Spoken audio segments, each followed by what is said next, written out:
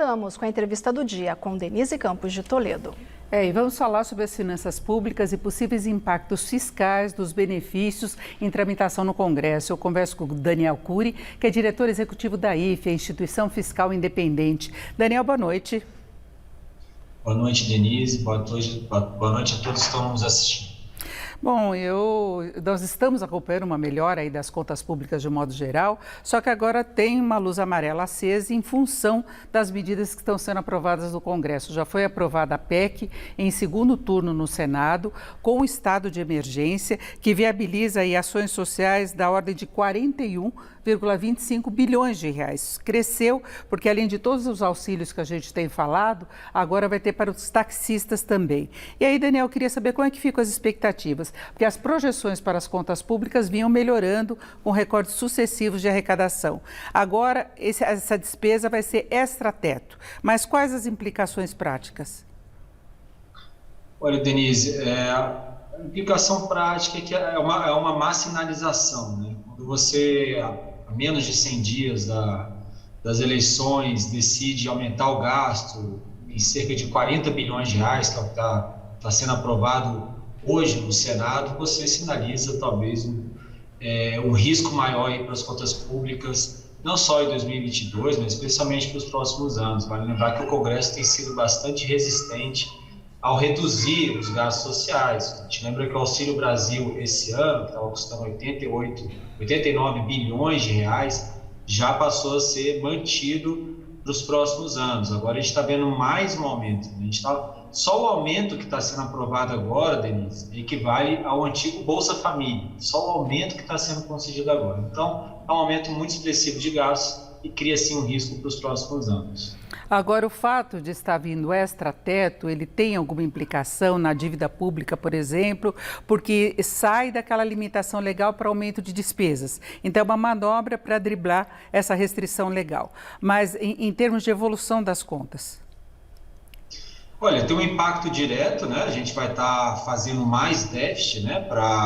Ou seja, as despesas maiores do que as receitas, né? Essa diferença vai estar ampliando para poder dar conta dessas despesas que estão sendo criadas. Então, tem um impacto direto na dívida, mas também tem um impacto sobre as expectativas, né? As pessoas passam a duvidar um pouco da capacidade do governo de se comprometer com as regras fiscais, né? As regras fiscais justamente tentam proteger ali o orçamento do futuro, dos próximos anos, do ímpeto ali de quem está ocupando o mandato nesse ano. Então, as pessoas passam a ficar preocupadas com a capacidade dessas regras, né, de segurarem o ímpeto de quem está no mandato nesse momento. Então, eu diria que tem duas formas de impactar a dívida. Impacta diretamente, a gente está aumentando a despesa, mas por meio da piora das expectativas, né? Quando as expectativas pioram, você eventualmente vai pagar mais juros sobre a dívida pública e vai gerar um custo fiscal também maior por conta dessas despesas financeiras, né?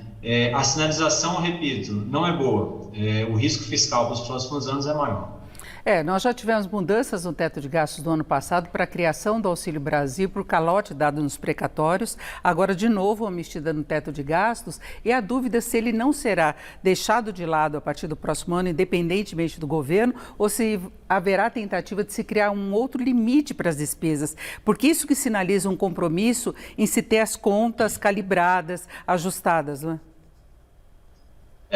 Em economia a gente fala muito em ancorar a expectativa, né? Quando você tem uma regra que vale para os próximos anos, as pessoas acreditam que o governo vai seguir aquela regra, a gente diz que a gente ancorou a expectativa, a gente consegue ter mais previsibilidade sobre o que o governo vai fazer em termos de receitas e despesas públicas. Quando você passa a alterar muito essa regra, naturalmente ela vai perdendo credibilidade. Ou seja, no momento que você tiver uma pressão por aumento de despesas, o elo mais fraco acaba sendo a própria regra. Então, a gente muda a regra para poder acomodar mais despesas. E aí, claro, a credibilidade do teto de gastos, no caso, aí cai muito, né? Como você falou, ano passado, essa já é a quarta alteração que o teto está passando. E ano passado a gente teve a PEC dos precatórios, né, que mudou a regra e ampliou o espaço para despesas e que minou muito fortemente a credibilidade da regra. Com essa PEC agora, aí, de fato, a expectativa fica com 2023, quem assumir a presidência em 2023, que tipo de compromisso ela vai mostrar e que tipo de regra essa pessoa vai escolher seguir nos próximos anos. E essas medidas emergenciais acabaram mexendo também com a receita dos estados. Teve o teto para o ICMS, não só para combustíveis, e há uma discussão ainda na Justiça em relação a isso, mas se tirou aquela compensação que era prevista originalmente na PEC, né? Sim, você tinha a possibilidade no texto original da PEC de reduzir o ICMS, zerar o ICMS. O ICMS, vale lembrar, é um imposto estadual, né? Então, com isso, a União, com essa perda de arrecadação dos estados, a União ia transferir recursos para compensar essa perda.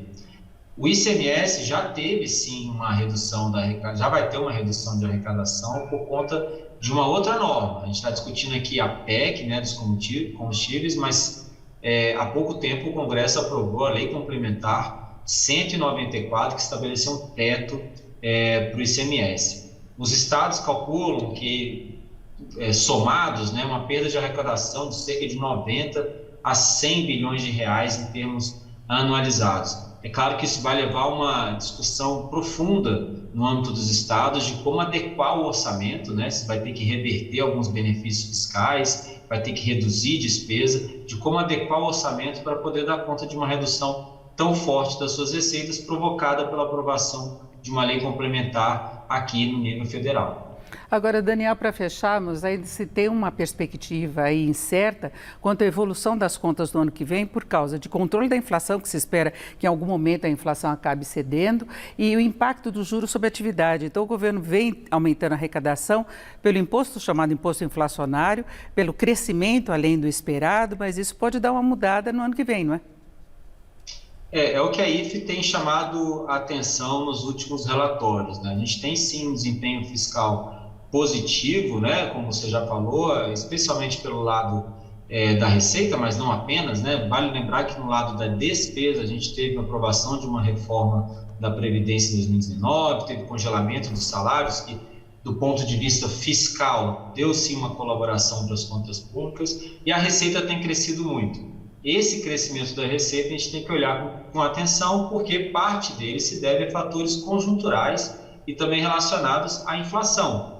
Quando esses efeitos, a gente espera que esses efeitos se dissipam ao longo do tempo, né? A gente quer que a política monetária tenha efeito e a inflação seja reduzida nos próximos anos, a gente não dá para esperar que a receita vá ter um desempenho tão bom quanto tem tido nos últimos meses, especialmente agora na saída da pandemia. Então, o cuidado que a gente tem que ter é não comprometer esse espaço fiscal, que é conjuntural, é temporário, com gastos permanentes.